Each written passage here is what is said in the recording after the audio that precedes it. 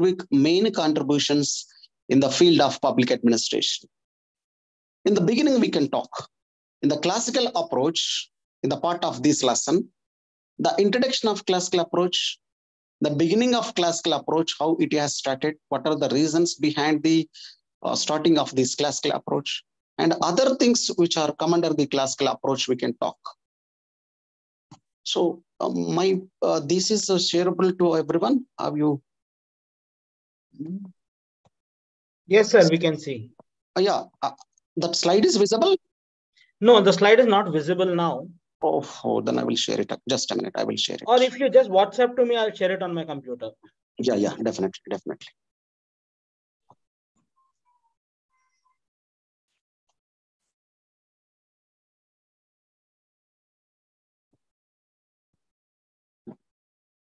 I think now it is visible.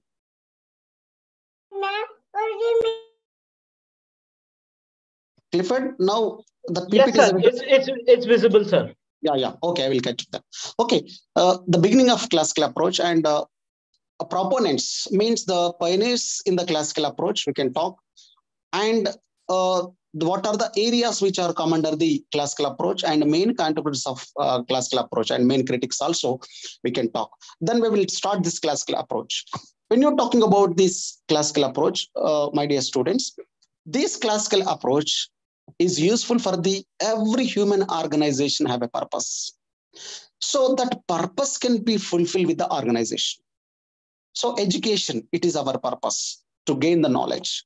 So to acquire the knowledge, we have some institutions, some universities. These universities may organize or run with a few principles. Means in the classical approach, which is also known as traditional approach. In this approach, the organizations will run on the basis of certain principles.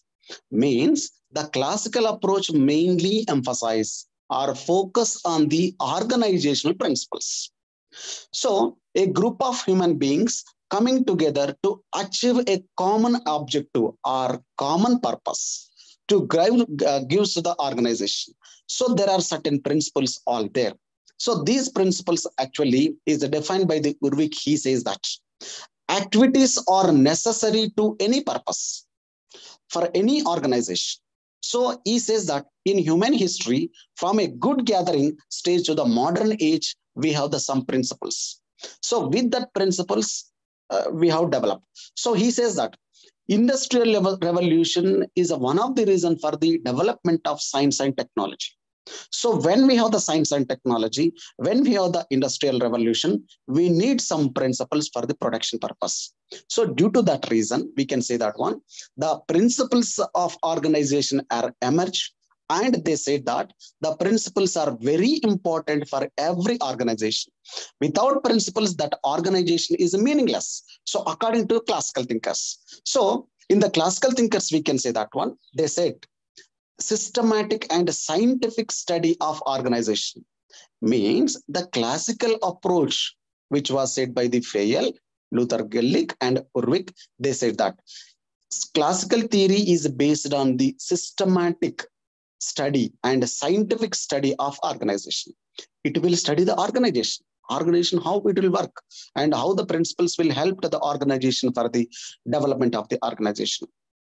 This concept gained prominence in 20th century with the study of Taylor scientific management. Taylor, all of you know about the F.W. Taylor. He mainly focused on scientific management. What is scientific management? Scientific management means with the scientific principles, the management have to run some activities in any organization. So that is the scientific management. In the scientific management, there is a scientific study of work. So Taylor and Henry Fayol, they have focused on the principles of organization. So they said that the principles are very important for organization. And other thinkers, we said that Luther Gulick and Urvik, with the Papers and Science of Administration, which was published in the 1937, with the publication of this scientific principle, it gained the importance. So it has influence. Actually, the scientific management influenced by the two persons, we can say that one. So they are influenced by the Fayol and Taylor means Luther, Gulick and Lander Urwick, who are proposed a papers and science of administration for the classical approach. Actually, Gulick and Urwick, they are influenced by the Fayol and F.W. Taylor. In the classical theory of management, or it is also called administrative theory of management, they have emphasized on administration as a science.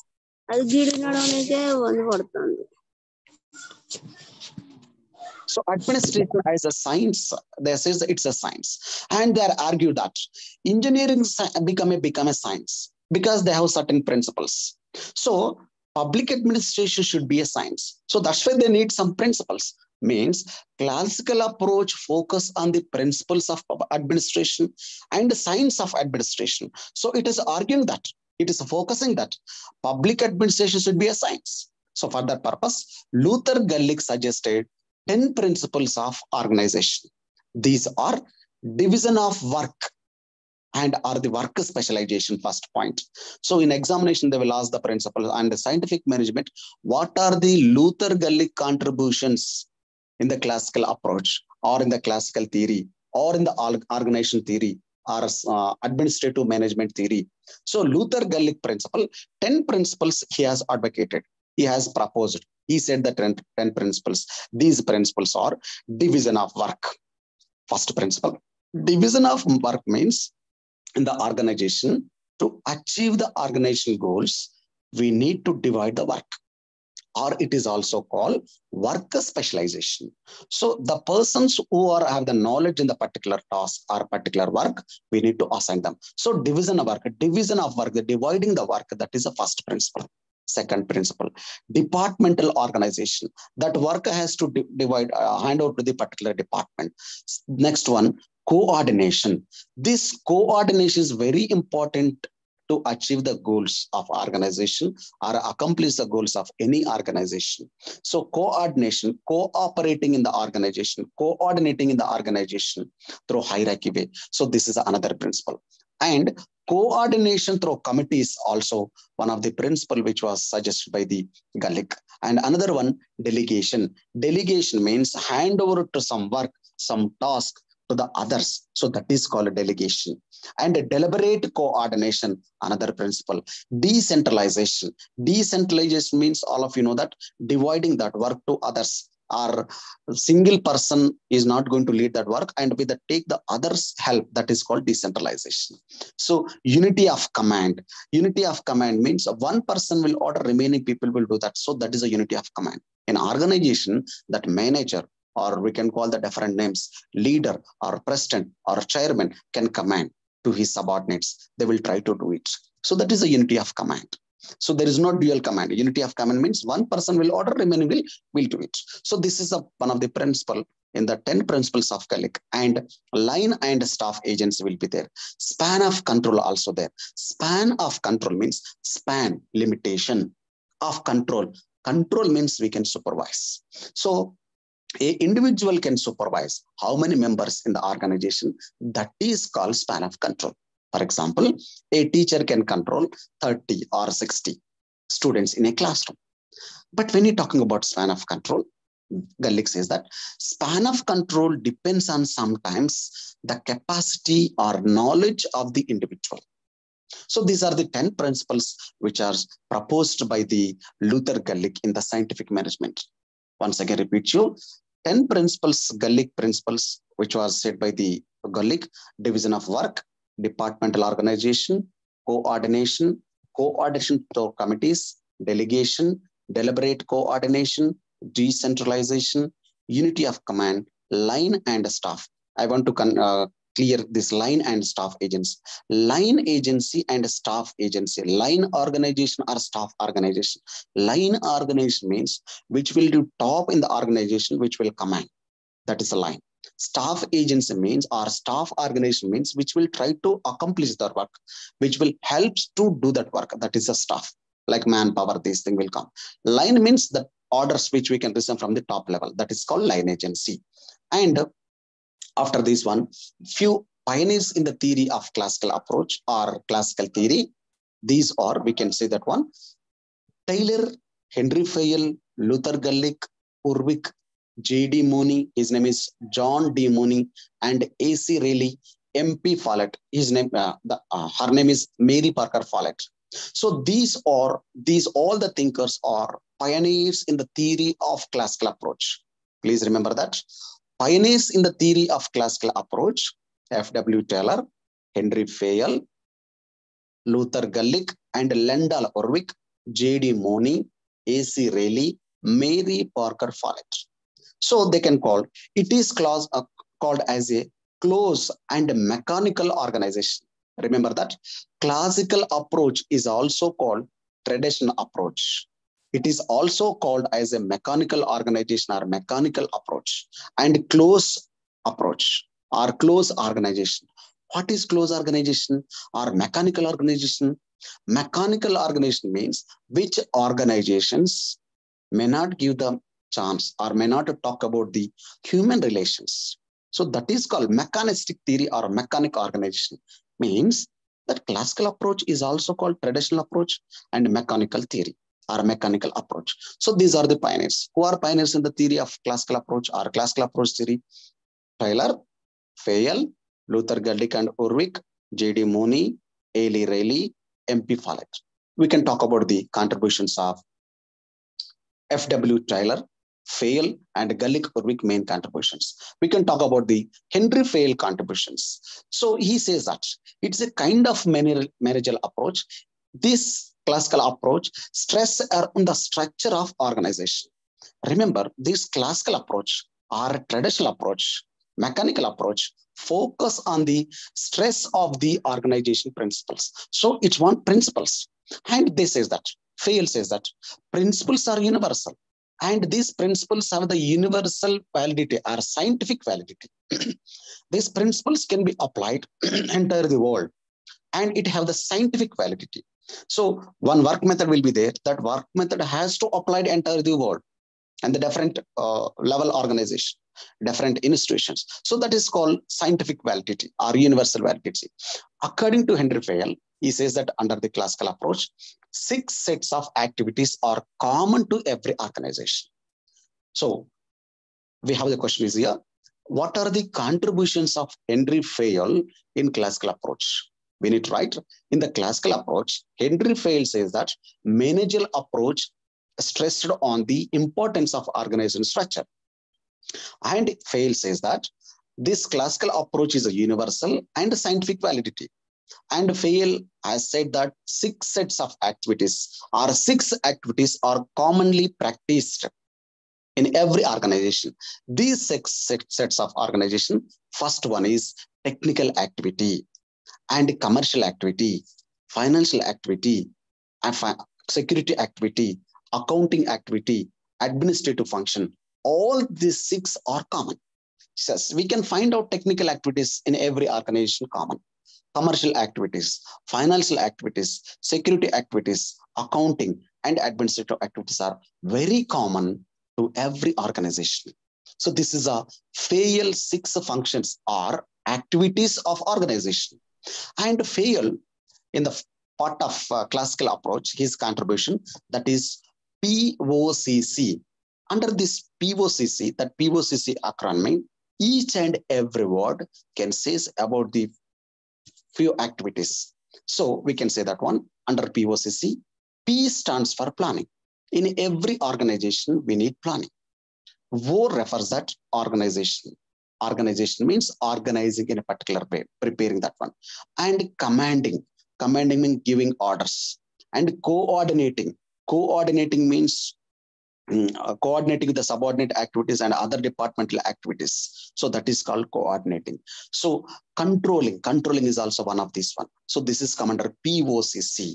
So in examination point of view, they will ask that Henry Fayol POCC principle on the classical approach or managerial approach. So we need to write about these 5 principles of this one. Next, organization principle. Fayol 14 principles of organization. So we can call Henry Fayol 14 principles of organization because Fayol is considered as a father of modern management theory because in the management theory, he has given the few principles and a few activities of the organization. First time he has emphasized. So that's why Henry Fayol is called as a father of modern management theory. Next one. His 14 principles. These principles known as the general principles of organization. And Fayol says that whatever the principle he has proposed, he said, these principles are general principles for every organization. So these 14 principles, among the first 14 principles, he gave the first priority to the division of work. So remember that. Among the administrative thinkers, he gave the first preference to the division of work. Henry Fayol. Okay, J.D. Mooney give the preference for the work coordination. That we'll discuss later. So under these 14 principles of organization, remember, first principle, division of work, authority, discipline, scholar chain. Scholar chain means in the organization hierarchy, how the commands, how the workflow will go. So scholar chain and unity of command. Just now I told you unity of command, centralization and decentralization, unity of direction, subordination of individuals, remuneration, order, equity, stability of tenure, initiative, spirit of the groups. All will come under the 14 principles of Taylor. So under the 14 principles of these Fayol principles, very important for the organization. So under the 14 principles, division of work, dividing work, authority and discipline in the organization, important. Scholar chain, the workflow, how it is goes in the organization, that will come under. And another one, we can talk about the discipline. Discipline is very important. Without discipline, the organization work cannot be accomplished or cannot be fulfilled or cannot be carried out. So that's why he said that discipline is one of the important aspect of this one. And another one, we can say that one, subordination of individuals. Subordination of individuals, unity of direction, remuneration, centralization, everything will come under. So these are the important of organizations.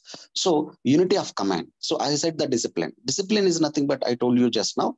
So good supervisors at all levels need to supervise the work of subordinates.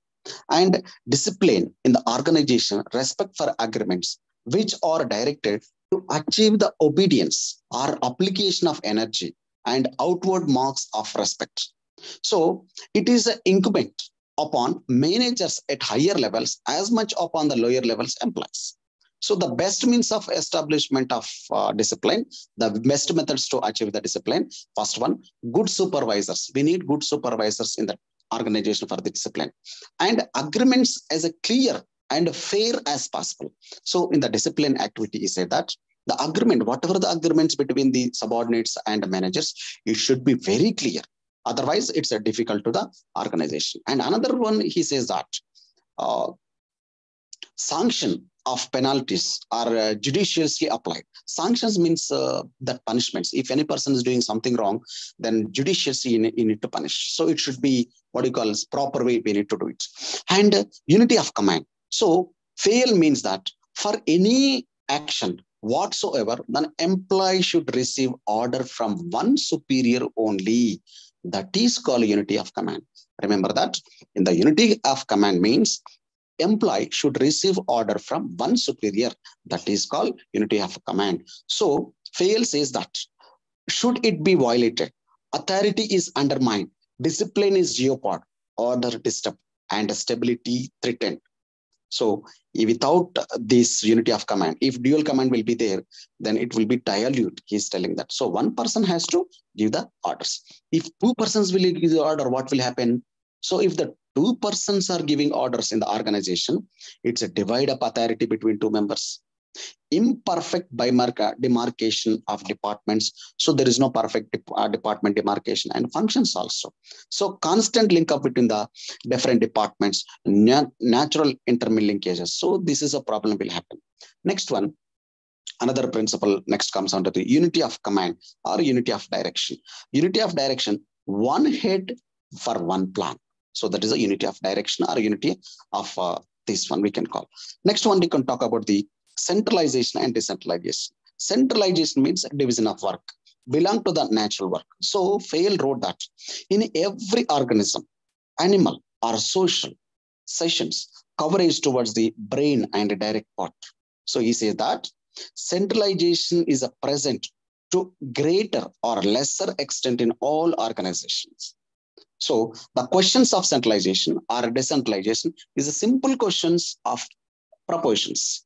So centralization, decentralization should be careful. I mean, everything which goes increase the importance of subordinates role is called decentralization. Remember that. What is decentralization? Decentralization means the subordinate role can be increased. That is called decentralization. Then centralization means everything which goes to reduce the centralization. So centralization which is going to control, that is a decentralization. Unity of direction, I told you that one head will give the plan for that. Remaining people have to implement it. Remuneration is nothing but salary. Order means getting the orders. We can call order. So material order, human social order will come under this one. So order is nothing but under this one, a place for everything and everything in its place. That is order. So he says that in the order, he says that right place, right man, work he has said about this one. Fail. Next one, stability of tenure also will be there. So employee need the particular tenure, 5 years or 4 years, that is the tenure. Then only the persons can work in organization. And initiative is nothing but power of thinking out of plan and executing its ensure to success. So that is called initiative. And the spirit of decrops. So Fail says that this is very important for public administration or administrators under the 14 principles of organization. Spirit of decrops is nothing but harmony or union among the persons of the organization. So we are belongs to same class, same family. That is called belongingness, can be called as a spirit of decrops or spirit decrops it is called. So it is a greater source, strengthen the organization. So organization can be strengthened with this principle. So this is the spirit of decrops. So he says that the principle unity of command should be observed that dangerous to the organization. So spirit of decrops is important for organization. What is the spirit of decrops? Union, or it is called a greater source of this one to promote individuals or union among the person. That is called unity of spirit of decrops. And the next concept we can go to the other administrative thinkers, that is called Gulick. Gulick postcard principle. Remember Luther Gulick, his name is Luther Gulick. So Gulick principles are very important for the organization. Actually, Luther Gulick, Lendl Ulrich, both are working in military background.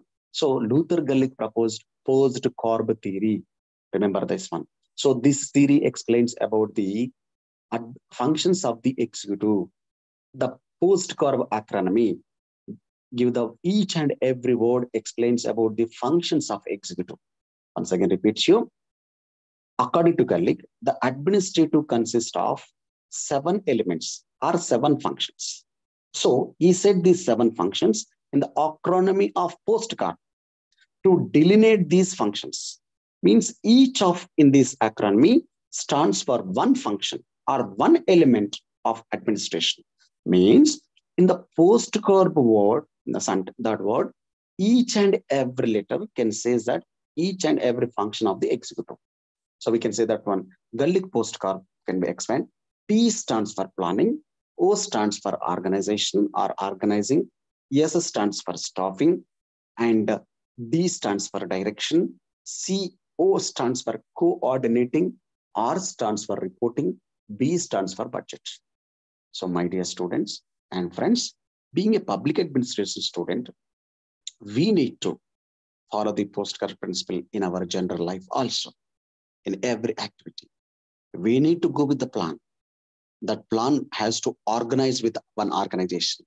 To implement that plan, we need some staff, some members, that is staffing. And to execute our plan, to success that particular plan, we need coordination. And when we are executing that plan or action, that work, we need to report to our boss. That is called reporting. And budgeting. These all come under the postcard principles. Planning is important for every organization. Making the plans, preparation of charts will come under the planning. Next, organization. Every function can be fulfilled with the help of the organization. So without organization, that a task cannot be complete. And staff is nothing but employees. To fulfill the objectives or to accomplish the task of particular work, we need the staff. Men, material also will come under men. Staff is nothing but men, means personnel. So in the staffing, recruitment, salary, everything we can discuss. And directing. Directing means the method of giving orders, that is directing. And coordinating means cooperating, that interlinkage organizations, workflow, work process, that is coordinating. Reporting. Reporting is one of the important concept of this one. Reporting defines that. The functions of the subordinates, the work progress of organization, they will report to the boss, that is called reporting. Budgeting. Budget is nothing but a money linked up to the budget. So every organization success depends on these principles. So budget is important for every organization. Yes, we have good plan. We have good organization, good staff, good manager to direct. Everybody will cooperate. But without budget, that work cannot be accomplished or fulfilled or complete. So this is Luther Gulick Postcar principle. And another principles of Urwik, Lendal-Urwik principle. In a classical approach, he said 8 principles. These 8 principles are scalar principle, principle of coordination, principle of organizational goals, principle of span of control, principle of correspondence, principle of specialization, principle of responsibility, principle of definition. So these all we need to remember. So these 8 principles in the organization, very important to accomplish the organization goals. So these are the 8 principles of Urwik. Generally remember the Postcar principle of Urwik and Gulick, and Urwik 8 principles also. Fayol 14 principles also. Then we can talk about the other things which are come under the organization of these one under the classical theory. So under the classical theory, another administrative thinker, he's Mooney. So I told you that, I said that J.D. Mooney, John D. Mooney and Rayleigh. John D. Mooney and Rayleigh, A.C. Rayleigh, his name is Allen C. Rayleigh, was the first in USA to formulate the classical theory. Actually, Mooney and Rayleigh, 4 principles we can call. I will discuss these four principles now. James D. Mooney, Allen C. Rayleigh was the first in USA to formulate the classical theory principles in 1931. When they wrote the book on onward industry, they have published that book. And 1939, they have republished the book again under the new title that is called Principles of Organization. So why we are discussing about the Mooney and Rayleigh? Because they are classical thinkers and they said the organization principles. So that's why we are discussing here. So what are the contributions of Mooney and Rayleigh in the classical approach or organization management? Mooney and Rayleigh, they have formulated the principles or classical theory in USA in 1931. They wrote the book that is called Onward Industry, that was published in 1931, and 39 again republished the book. The title has changed. 1931, the book has Onward Industry, named it, and changed the name. They have given the new title that is the Principles of Organization. So in the Principles of Organization, they pointed out that the principles which are formulated, the basis of efficient functioning of organization. So they popularized in the organization charts, manuals, and initiating the 4 principles of organizations. So we can talk Mooney and Rayleigh 4 principles: principles of coordination, scholar principle, functional principle, staff, line and staff, that is called staff principle, line and staff. These are 4 principles. You can see in the PPT, these are the 4 principles of organization. So remember these 4 principles: principle of coordination, second one, scalar process, third one, functional differentiation, that is called functional principle or functional differentiation, it is also called. Fourth one, staff principle. Staff principle is nothing but line and staff. So these are the Mooney and Rayleigh contribution. So what is coordination? Mooney defines it. Coordination means the orderly arrangement of group efforts to provide unity of action in the pursuit of common purpose. To gain the purpose, common purpose, to accomplish the common purpose, we need to coordinate each other. So that is a coordination. So according to Mooney, just now I told you that Mooney said that coordination is the first principle of organization. Remember that. Please underline that. Next one. Second principle, scalar principle. What is scalar principle? Scalar principle is nothing but it is a hierarchy and organizational design. That is called scalar principle. Scalar principle, Mooney and Rayleigh emphasize hierarchy in organizational design and called it as a scalar process. Scalar process. To them, to Mooney and Rayleigh, it constitutes a universal process of coordinating through which the supreme coordinate authority. So there is a supreme coordinate authority. They have stated that scalar process has its own principles, process, and effect. And these refers to leadership, delegation, functional definition will come under the scalar principle. Third one, functional principle. This is also called functional differentiation. Mooney and Rayleigh suggested the functional principle should be followed in organizing tasks into departments. According to them, functionalism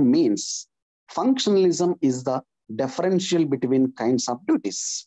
Functionalism means differentiation, different kinds of duties. In this concept, division of labor or specialization also there. They explain about these functional differentiations in different ways. So difference between officer of infantry or officer of artillery and how it is functional because they are distinct and a difference in the nature of the duties. So that is the functional principle or functional differentiation. So if you go to the army, in army, general army is different, artillery is different. So we can call that general army, just they will provide the commodities and the general services, goods to the army persons. But in war, directly, artilleries will be participate in that army. So this is called functional differentiation. Duties differentiation, it is called this one. So Mooney and Rayleigh suggested the 4 principles of organization. Remember that. So these 4 principles are importance of principles. Develop, it's a universal. So these principles are important. You can see in the chart. Go to the next one. That is the premises of classical approach, the limitation, the scope of classical approach, what the classical approach discuss. In the classical approach, we can say that one.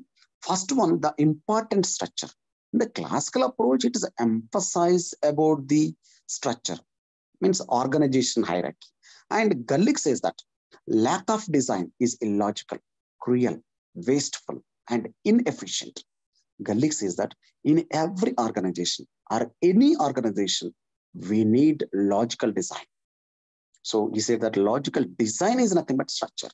So that is the premises of the classical approach. Second one, universal of experience. So universality, classical approach, either political status based on faith of principle. So Mooney says that no principle in the industrial organization is sufficient to this one. So we need universal principles. Next one in the premise of classical approach, scientific validity means the principles of organization developed and experience of the military and industrial organization and formulated after the observation of the working. So when they are gained this principle through experience, so it have the scientific validity. This principle not on philosophical experience. This is based on empirical experience. Empirical experience is nothing but by practicing or by doing research. That is called empirical experience. So not in the philosophical way, general telling the principles. So classical approach is not telling of the general principle. So they want the scientific validity. So these are the classical principles which are common. Then critical review of this classical approach. What is the critical review of classical approach? The critical review of classical approach, it's a focus on the different areas. It says that ambiguity in principles. Ambiguity means several contradictions. And in the contradictions in the critical approach, our critical review is nothing but criticism. Means now we are going to the final, what is the criticism in the classical approach and organization principles? First person criticize the organization hierarchy or classical approach is a Simon. He says that according to Simon, principles of organizations are proverbs. These can be contradictory to one to second one. one principle to another principle. So he says that all organization principles are proverbs. Principles are contrary, have a situation applicability. These are useful only according to situation. According to situation means there is no universality.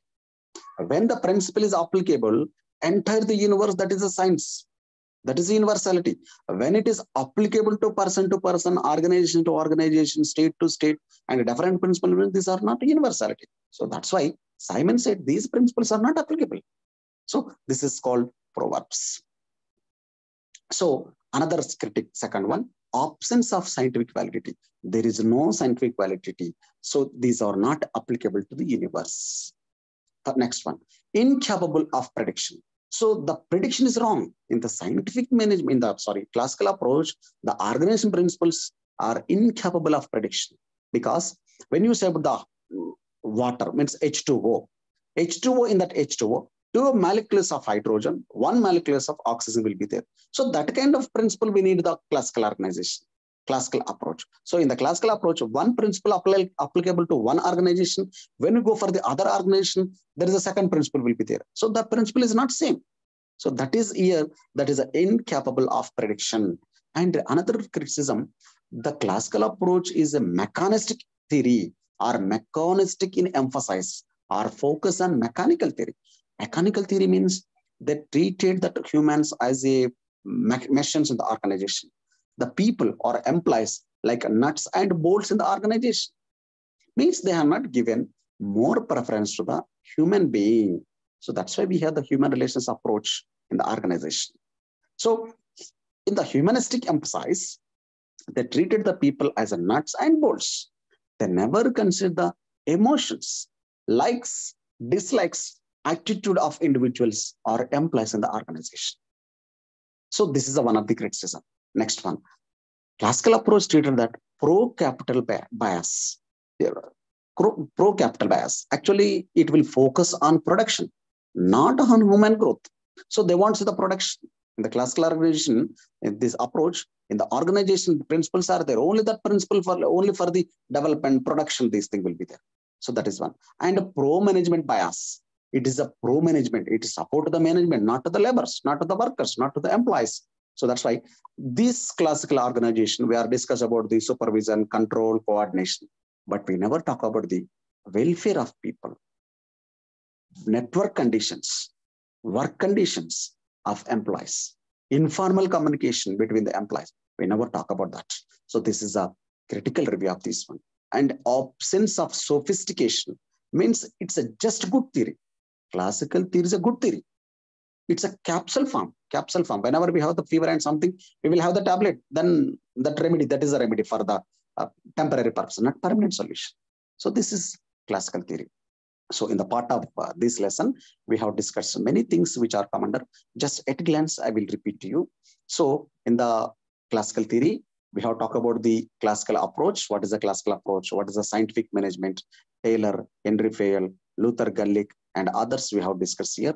And we have also discussed about the classical approach thinkers, Luther Gulick contributions, and Gulick 10 principles of organization we have discussed, and other things which are come under the Henry Fayol 14 principles, contribution of Henry Fayol 14 principles, and the 6 functions, that is called 6 sets of activities we have discussed. And another thing we have discussed here, 14 principles of organization. So we have discussed the 14 principles of organization. So we need to remember these 14 principles. And Luther Gulick post-corrupt principle we have discussed.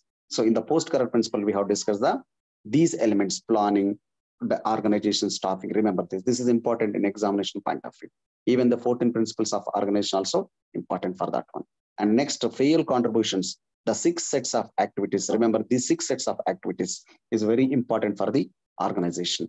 And another one, the premises of classical approach we have discussed here.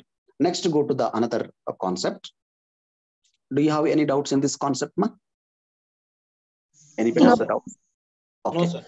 Yeah, I will move forward to the another classical approach, scientific management approach. After the classical theory, we will go to the scientific management approach. So scientific management approach is nothing but the scientific methods will be implemented will be practiced in organization. That is called scientific management approach. Simple scientific administration we can call.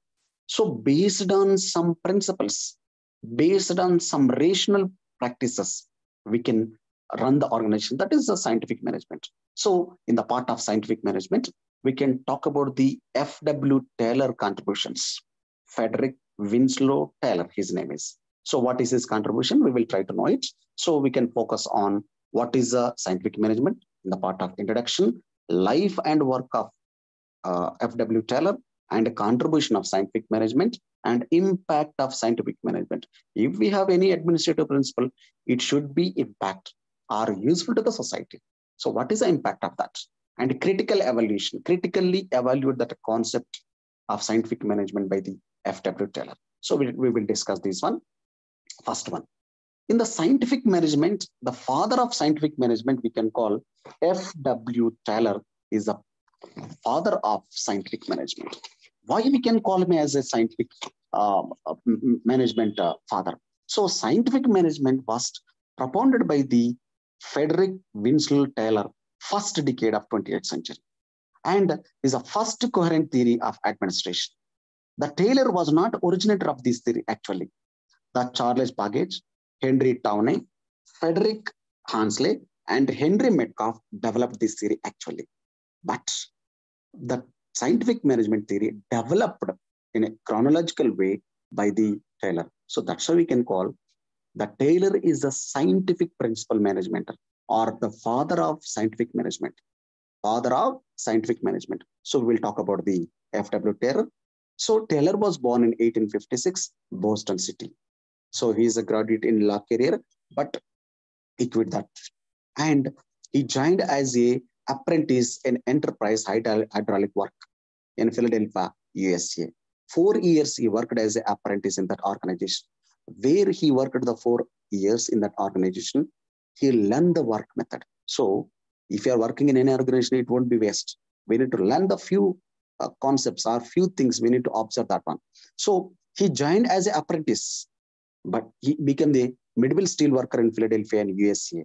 So in 1884, imagine that, 1875 he joined, and 1878, 4 years he worked as an apprentice, and 1884 he became an engineer at the age of 28 years. So he learned the principles. He practiced that different techniques in the organization, in the industry, how to get the good production, good work in the organization. So he concentrated on that, and he made some principles. So when he's worked as an apprentice in the organization, he find out something. Just we can talk about this one. No clear concept of work management. So when he's worked as an apprentice or engineer in the organization, he find out something. There's no clear concepts for the work method, work management, and there is no proper responsibility, no work standards in the organization. So that's why what he said. So we need to invent a few principles for the organization. So that organization principle, that management principle can be called as a scientific management principles. So that organization only work on rule of thumb or the past experience. So that's why we need to avoid that past principle. We need to go with the scientific principle. So we need to talk about the his contributions in this one. So scientific principles, majorly contributions of scientific management. So when you're talking about scientific management, Henry R. Tawney, Henry Metcalfe concern emerging problem of management. Please remember this. Scientific management actually started, they have focused by the Henry Metcalfe and Henry Tawney. They are focused on concern the emerging problems of management. Emerging problems. So what are the problems aroused in the organization, in the management they have focused? They have wrote one paper, that paper name, a title, The Engineers as an Economist. So as an economist, how to save the money, the economist will think. As a manager, how to save the money, how to get the output within the short term with the control of wastage, with the saving of money. So different techniques they have discussed in the 1886, which they published the paper, present the paper in American Society for Mechanical Engineers. So this work actually inspired by the Taylor. Means Henry Metcalfe and Henry Tawney inspired the Taylor for the scientific management principle? In our life, some person, some manager, maybe some teacher or our family members will inspire us. Similar way, the Taylor administrative thinker is also inspired by the uh, Metcalfe and Henry Townend. So we can talk about the scientific management word first used by the Lord Brandeis. He coined that word. Remember that. Scientific management first concern talked by the Henry Townend and Metcalfe. And the scientific management word used are coined by the Louis Brandeis in 1910. But Taylor developed this principle, this scientific management full-fledged theory. So that's why we are calling him as a father of scientific management.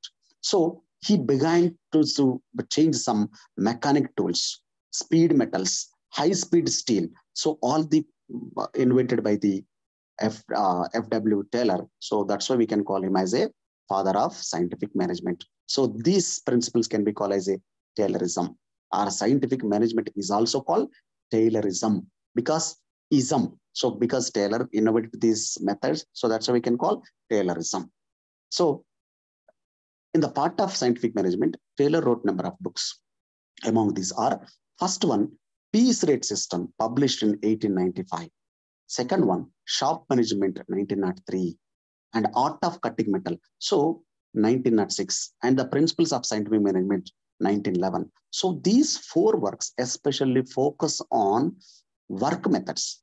The piece rate system. Piece rate system is nothing but if a completion of particular work, we need to decide some rate for that. That's a piece rate system. Shop management, how to manage the shop or organization, that is a shop management. Art of cutting metals, how to cut the metals. So this is the article especially focus on art of cutting metals. And the principles of scientific management, 1911. So these are the works which were contributed by the F.W. Taylor. And other thinkers also there. F.W. Taylor, not only him, along with the help of others, they have made some principles. So H.L. Gaunt, H.E. Emerson, F.P. Gilbert, H.E. Thompson, S.E. Thompson, M.L. Cook, the others also contributed for this scientific management. So we can talk about these one. So objectives of scientific management. What are the main objectives of scientific management? So it will do the industrial process to reduce the wastage with the scientific observations and scientific methods or experiments. This is the first motto, our first objective. What is the first objective? In the industrial process, in industrial organizations, need to reduce the units of wastage with the scientific methods and scientific observations. That is the first one. Second one, standard time prescribed for the each operation. Standard time. So there is a time limit to complete particular tasks. That is the standard time. So if managers in the company, they have given one work, so we need to finish that work within the time. There is a time decided by them. So that is a standard of time. Previously, they won't have standard of time, means limited of time, particular time, these things. So, and work can be instructed in the best method. So that work can be said to the employee or worker in a particular method. So we need to instruct them. Instruct means give the instructions, guidelines to do the best method. Next one, work can be revealed of responsibility. In the organization, in the company or industry, the worker has to responsibility. He needs to inform the work progress to the manager. That is the work can be revealed of responsibility. And workman can be inspired to accept new methods. So with the acceptance of new methods, the person has to do it. So these are the objectives of scientific management. And some other principles of scientific management. Scientific management has developed as a true science of work. That is the first principle. Second one, scientific selection of training. So we need to select the employees scientifically. Whether the person have the technical knowledge to understand the complexity, understand the work procedure, and develop the workman. That is the second principle. Third principle, bringing together for the science of work and scientifically selected and trained. Bringing together. So all selected technically or scientifically selected training person has to bringing together means bring the output and a division of responsibility. So this all will come under the principles of scientific management, which was said by the F.W. Taylor. And principal operations of this one. So F.W. Taylor, in the work method, he had invented some principles. What are the principles in the scientific management? So in the scientific management, he said from techniques. So remember this, these principles also called techniques of scientific management in the work. First one, the techniques, mechanics or methods in the scientific management facilitates the application of principles of scientific management method. So these techniques are, first one, method study. The method, which method we need to implement? The motion study.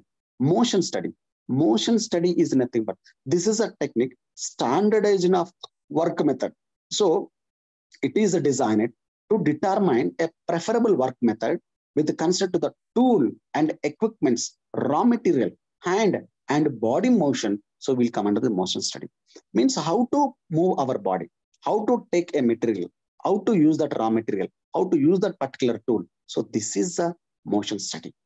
Motion study is nothing but the body, how the motion, the employee or worker, how to movement his body in the work process.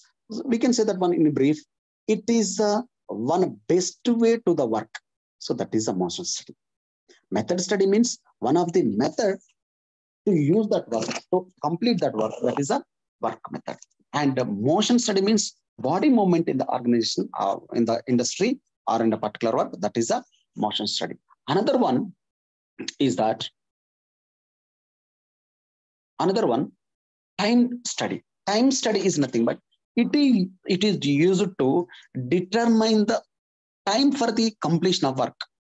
So this time study facilitates planning of large daily tasks and follow the motion study. So the use of stopwatch is essential for this technique. So in the time study, we will use the stopwatch. So they will decide some particular time. They have the stopwatch. So they will put that watch there, and according to time, they need to work that. So there is a time study. Next one, standard piece rates. Actually, this is a piece rate. Piece rate means for that particular work, they will get some amount. So it is also called differential piece rate plan. Taylor suggested a plan for piece rates. So different piece rate plan. Under this plan, worker are paid a low piece rate up to the standard, a large bonus at a standard and higher piece rate. Means if a worker done the work low work, then he will get the less payment. If the worker get the done the more work, he will get the bonus. So this is called standard piece rate system or a differential piece rate plan. Next one, functional differentiation or functional foremanship. Functional foremanship means functions, means work. Foremanship means who is going to supervise, foremen. So Taylor advocated this concept under the worker is supervised and guided by the 8 members. That is called functional foremanship or functional supervision. Remember that. So there are some specialized supervisions are there to look after the work. So this as practice from the military or liner system, military type of system. So in this functional foreman system, 4 persons are responsible for planning. Remaining 4 persons respond for the implementing. So we will discuss 4 persons are responsible for planning and sit in the planning room. The 4 persons in the functional foreman, remember please, order of work, routine clerk, first one. Second one, instruction card clerk. Third one, time and class clerk. Fourth one, shop disciplinary. So these all 4 personnel will come under the disciplinary. And remaining 4 other functional foremen are responsible to execute that work, means accomplish that work or complete that work. They are gang boss, speed boss, inspector, repair boss. They will implement the work. So that is a functional foremanship. And he says that this process can be called as a mental revolution. Taylor says that it is a mental revolution.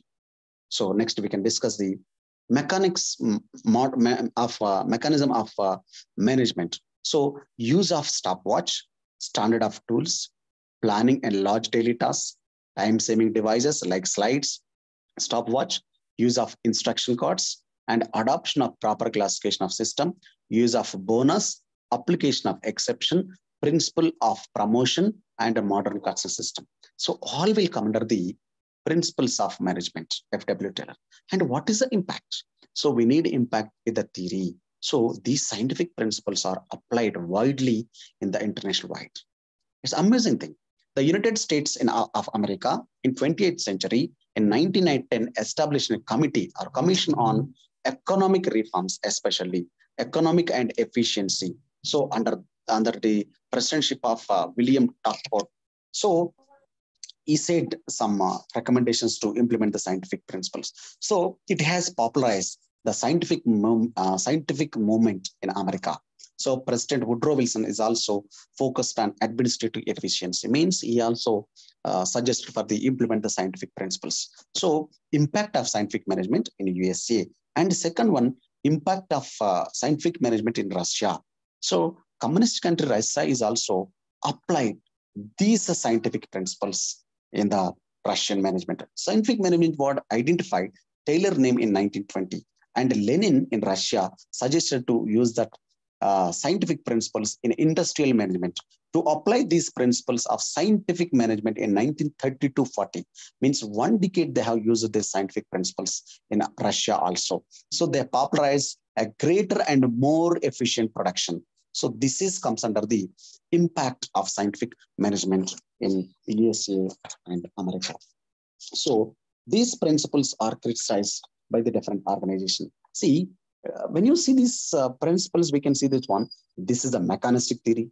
It's neglect the human side. So it will see the production. If the person did some work, they will get the bonus. So where is the human attitude here? Nothing is there. And it is underestimated and oversimplified the human motivation. This is that man is an economic man. Means they said person will work for money, but man in general is not materialistic or economic factor. Sometimes it may be motivated by the person, by the work conditions, employees, friendship. These are the informal relations which we have. So that is the one of the criticism is here. So that's why this classical theory of this, scientific management theory of fail is criticized by the human relations approach, like Mary Parker Follett, Peter Drucker, Chester Barnard, Chris Orgis. They are criticized this principle. These are not useful to this thing. And this scientific management criticized as a psychological organization theory. And this says that it is opposed by the managers. Even managers also oppose this theory, because the relation between managers and work, they need to work, sharing work, and managers also some responsibility. So that cannot be accepted by the managers in the organization. So due to this, there is a criticism. First criticism is that this is a mechanistic theory. It is underestimated the human motivation, second one. And third one, it is a psychological motivation. So psychological organization theory. So due to this theory is criticized by the different people. So any doubts and clarifications in this session, ma? I think it is clear, sir. Yeah, okay. Thank you very much. Sir, okay. If you can send us this this PDF on the group, it will be helpful for everyone. Definitely. This presentation. Definitely, I will share it to you. Okay. In the group, you can check it. I have sent another this thing also. You check it in group. Huh? Thank you. Have a nice day. Bye. Bye. Thank you.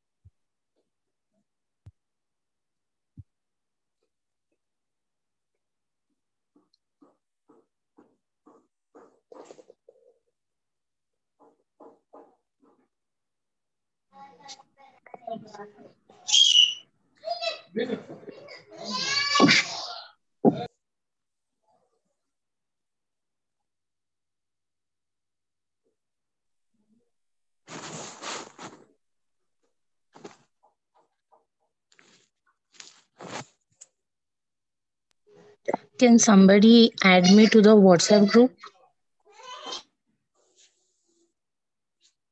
Hello. Hello, hi. Hello. Hello. Hello. Can you add me on a WhatsApp group?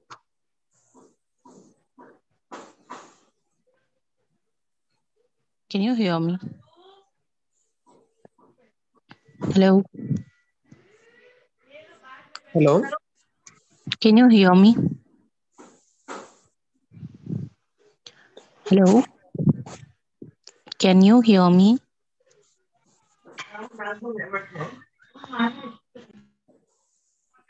Hello hello hello చెప్పండి. అదే అమ్మాయి WhatsApp group join చేయమంది కదా. అవునవునవును, okay. అడ్మైన్ ఎవరు ఉన్నారు? వాళ్ళ number ఇస్తే వాళ్ళు జాయిన్ చేస్తారు కదా. ఉన్నారా? మీది స్టడీ సర్కిల్ ఎక్కడ ఇంతకు? కాదండి, మీ స్టడీ సర్కిల్ మాది ఇక్కడ కుక్కట్పల్లి అండి. Kukatpally. Hyderabad. Okay okay.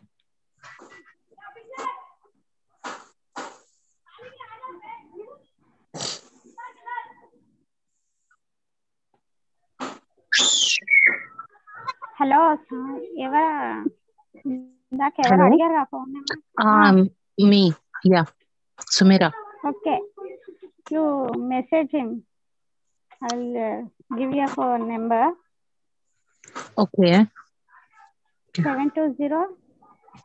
Okay, wait.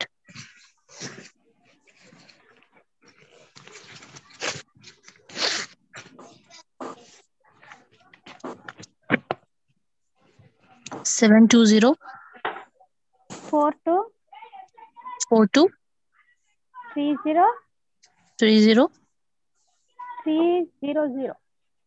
300. Okay. Two are there. ఇంకా రెండు Whose number is this? I don't know whose number is this, but they are admin groups. Okay, okay. Thank you.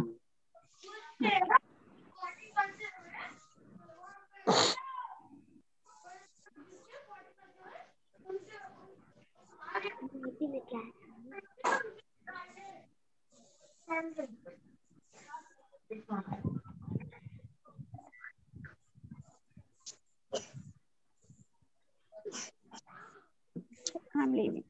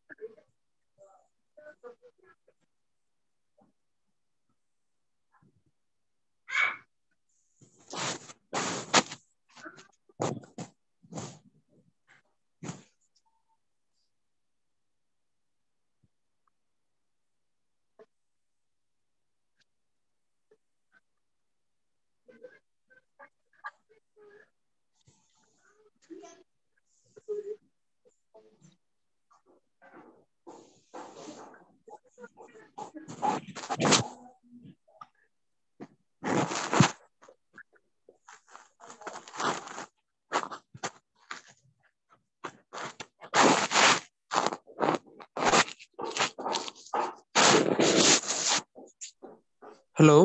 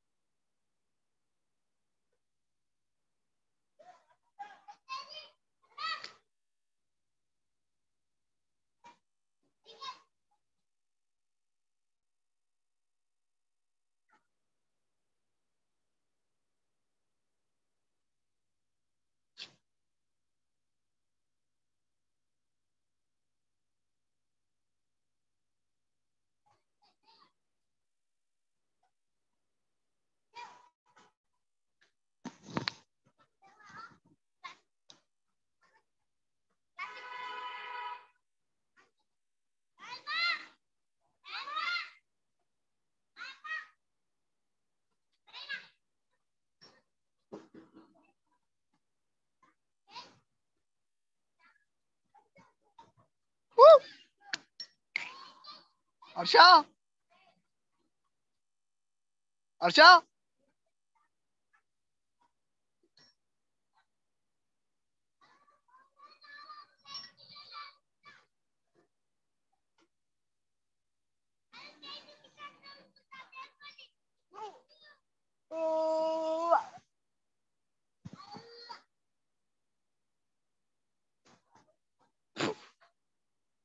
అరే రే అల్లెందుకు తీసుకొచ్చిర్రా